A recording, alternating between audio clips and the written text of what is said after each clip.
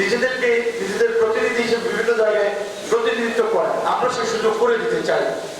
এখানে কে আওয়ামী লীগ করছে, কে বিএনপি করছে, আমি অনেকের রাজনৈতিক পরিচয় জানি, অনেকেরটা জানিও না। তারা হিন্দু সমাজের মানুষের মধ্যে পরিচিত, এই কারণেই কিন্তু তাদের অনেককে আমরা দেখেছি, সামনে বসেছি, অনেকে বক্তব্য দিয়েছে, আবার সামনে অনেকে বসা আছে।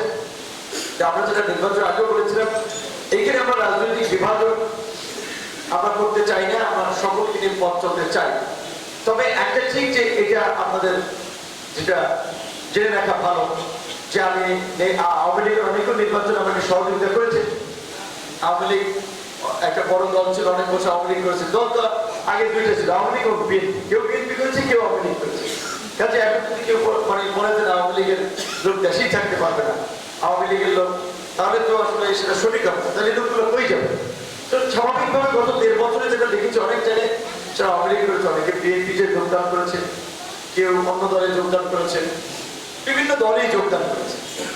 তো আওয়ামী লীগ এখন রাষ্ট্রীয় আইনে নিষিদ্ধ নানান ধরনের কর্মকাণ্ডের কারণে, কিন্তু এলাকায় যারা একটা রাজনৈতিক দল হিসেবে সমর্থন করতো, দল করতো, মানুষের উপর অন্যায় করে নাই, জুলুম করে, অবিচার করে নাই, তাদের তো আওয়ামী লীগ করার কোনো অপরাধ ছিল না।